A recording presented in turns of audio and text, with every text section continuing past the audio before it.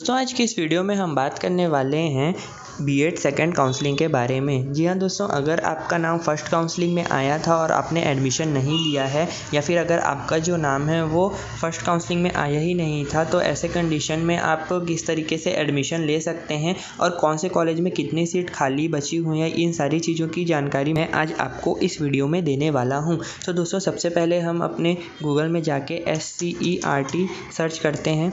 आप दोस्तों जैसे ही SCERT सर्च करेंगे तो आपके सामने कुछ ऐसा टैब ओपन होगा। इसमें आप जो है वो सबसे पहले अपने जो SCERT की मेन वेबसाइट है उसमें जाएंगे और आप नीचे स्क्रॉल डाउन करेंगे तो आप यहाँ पे देखेंगे लिखा हुआ है बीएड ऑनलाइन काउंसलिंग 2021।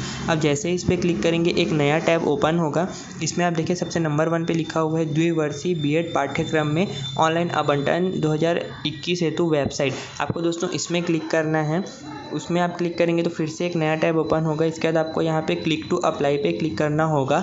अब जैसे ही इस पर क्लिक करेंगे तो आपके सामने जो मेन वेबसाइट है वो ओपन हो जाएगी। तो दोस्तों सबसे पहले एडमिशन लेने से पहले आप ये जान लीजिए कि आप जिस भी कॉलेज में एडमिशन लेना चाहते हैं उस कॉलेज में कितनी सीट बाकी हैं। तो दोस्तों आप यहाँ पे देखेंगे लेटेस्ट न्यूज़ वाले सेक्शन में यहाँ पे जो है वे वैकेंट सीट के बारे में जानकारी हमको देता है। अब इसमें क्लिक करेंगे तो आपके सामने एक PDF डाउनलोड हो जाएगा।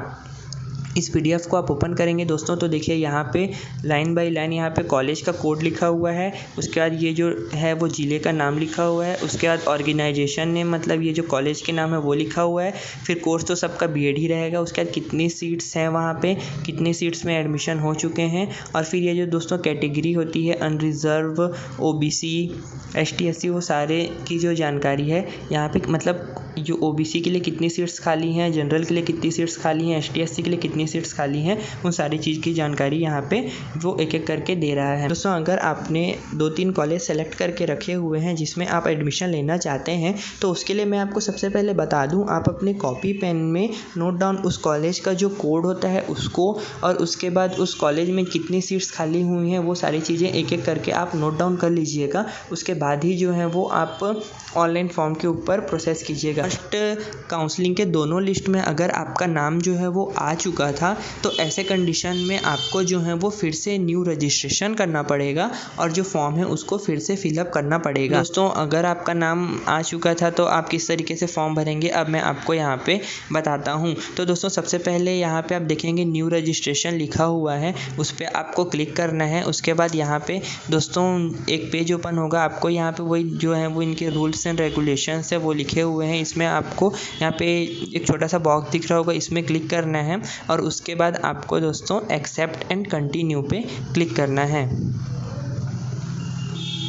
दोस्तों आप जैसे ही आप जो हैं वो एक्सेप्ट एंड कंटिन्यू पे क्लिक करेंगे एक दूसरा पेज ओपन होगा। यहाँ पे दोस्तों देखिए यहाँ पे लिखा हुआ है कि आपका स्टेट का जो नाम है वो चुनें। अगर आप अदर स्टेट से हैं तो आप अदर स्टेट में डालेंगे और अगर आप छत्तीसगढ़ के हैं तो आप छत्तीसगढ़ पे यहाँ पे लिखेंगे। और दोस्तों याद रखिए जब आप एडमिशन लेने जाएंगे तो आपके पास छत्तीसगढ़ का डोमिसाइल होना अनिवार्य है। अगर आपके पास डोमिसाइल नहीं है और आपने यहाँ पे छत्तीसगढ़ सेलेक्ट कर लिया है, मतलब कि आपने जो डोमिसाइल का जो स्टेट है वो छत्तीसगढ़ सेलेक्ट कर लिया है, तो ऐसे कंडीशन में आपका जो एडमिशन है वो कैंसिल भी हो सकता है। इसके बाद दोस्तों आप ऊपर में यहाँ पे देखेंगे लिखा हुआ है कि other state domicile candidate can not select any government college, यानी कि दोस्तों जो गवर्नमेंट कॉलेज है वो सिर्फ छत्तीसगढ़ के निवासी लोगों के लिए है और अगर आप अदर स्टेट के हैं तो आप गवर्नमेंट कॉलेज के लिए आप जो है वो एडमिशन नहीं ले सकते हैं।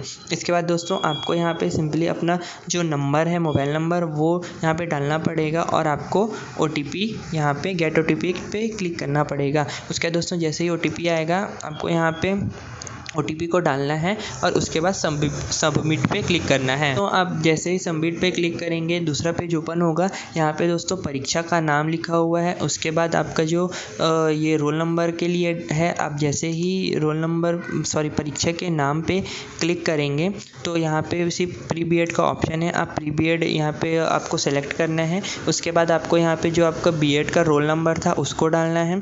उसके बाद नीचे में आपको अपनी डेट ऑफ बर्थ डालनी है। उसके बाद आपको जो पासवर्ड है वो सेलेक्ट करना है। अब दोस्तों पासवर्ड सेलेक्ट करने के लिए आपको जो है वो नंबर सेलेक्ट करने हैं और उसमें जो है वो आप वर्ड को है वो सेलेक्ट करना है, मतलब दोस्तों वर्ड्स और नंबर दोनों जो है वो आपको इसमें सेलेक्ट करना होगा। दोस्तों आप जैसे ही यहाँ पे अपने पासवर्ड को सेलेक्ट करके सबमिट पे क्लिक करेंगे तो आपका यहाँ पे थोड़ा सा प्रतीक्षा करने बोलेगा। उसके बाद आप देखेंगे यहाँ पे योर रजिस्ट्रेशन नंबर इज़ करके जो रेड अक्षरों में लिखा है दोस्तों, यही जो है वो आपका रजिस्ट्रेशन नंबर है। और दोस्तों आपके मोबाइल फ़ोन में भी जो आपका रजिस्ट्रेशन नंबर है और जो पासवर्ड है वो आपको आपके मोबाइल नंबर पे ये जो SERT की वेबसाइट है वो उनके द्वारा आपके मोबाइल नंबर पे भी भेज दिया जाएगा। लेकिन दोस्तों अगर आपके पास ये नहीं आता है तो आप इसका स्क्रीनशॉट लेके रख सकते हैं। अब दोस्तों आपको यहाँ पे क्लिक हियर टू लॉगिन पे क्लिक करना होगा। अब दोस्तों क्लिक हियर टू लॉगिन पे आप जैसे ही क्लिक करेंगे उसके बाद आपने जो अभी आईडी जनरेट की थी वो आईडी पासवर्ड डाल के आपको यहाँ पे लॉगिन करना होगा। अब दोस्तों आप जैसे ही लॉगिन करते हैं तो यहाँ पे उनकी फिर से नियम और शर्तें रहती हैं, उसको आपको आई एक्सेप्ट पे क्लिक करना है। उसके बाद दोस्तों आई एक्सेप्ट पे आप जैसे ही क्लिक करेंगे आपको यहाँ पे पर्सनल डिटेल्स मांगेगा। तो दोस्तों आपकी जो भी पर्सनल डिटेल्स हैं जैसे कि नेम, डेट ऑफ बर्थ तो प्री डिफ़ॉल्ट है, मतलब वो आपने जब B.Ed का एग्ज़ाम दिलाया था उस टाइम से जो सेलेक्ट है वही रहेगा। उसके बाद यहाँ पे आपका जो जेंडर है, कास्ट है, उसके बाद आपकी क्लास और मदर्स नेम, फादर्स नेम, ये सारी चीज़ें जो हैं वो आपको 1 बाय 1 करके भरनी होगी। उसके बाद दोस्तों यहाँ पे परमानेंट एड्रेस आपको नीचे करेंगे तो आपको यहाँ पे परमानेंट एड्रेस भरना होगा और आपका जो स्टेट है और आपका जो डिस्ट्रिक्ट है और पिन कोड है वो सारी चीज़ें यहाँ पे आपको भरनी होगी। अब जैसे ही इन सबको भरेंगे उसके बाद एक बार आप दोस्तों पढ़ लीजिए, क्योंकि एक बार इसको भरने के बाद आप जो है अगर आप इसे सेव कर लेते हैं तो उसके बाद आप जो है वो इसमें एडिट नहीं कर पाएंगे। अब दोस्तों यहाँ पर आप इसको भरने के बाद आपको कंटिन्यू पे, सेव एंड कंटिन्यू पे क्लिक करना है। उसके बाद ये दोस्तों यहाँ पे देखिए योग्यता में दोस्तों आपको ग्रेजुएशन में आप जो है वो कौन सी यूनिवर्सिटी से किए थे उस यूनिवर्सिटी का नाम डालना है। उसके बाद आपने कौन से ईयर में पास किया था और कौन से कॉलेज से पास किया था वो डालना है।